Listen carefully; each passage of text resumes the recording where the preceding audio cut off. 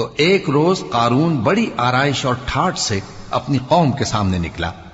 जो लोग दुनिया की जिंदगी के तालिब थे कहने लगे कि जैसा मालूम मता कारून को मिला है, काश ऐसा ही हमें भी मिले, वो तो बड़े नसीब वाला है। और जिन लोगों को इल्म दिया गया था वो कहने लगे कि तुम पर अफसोस, मोमिनों और नेकुकारों के लिए जो सवाब अल्लाह के यहां तैयार है वो कहीं बेहतर है और वो सिर्फ सब्र करने वालों ही को मिलेगा।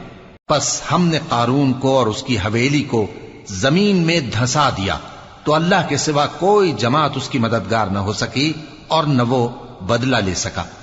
और वो लोग जो कल उसके रुतबे की तमन्ना करते थे, सुबह को कहने लगे, हाय शामत, अल्लाह ही तो अपने बंदों में से जिसके लिए चाहता है रिज्क फराख कर देता है और जिसके लिए चाहता है तंग कर देता है। अगर अल्लाह हम पर एहसान न करता तो हमें भी धंसा देता। हाय खराबी, काफिर कामयाब नहीं होता।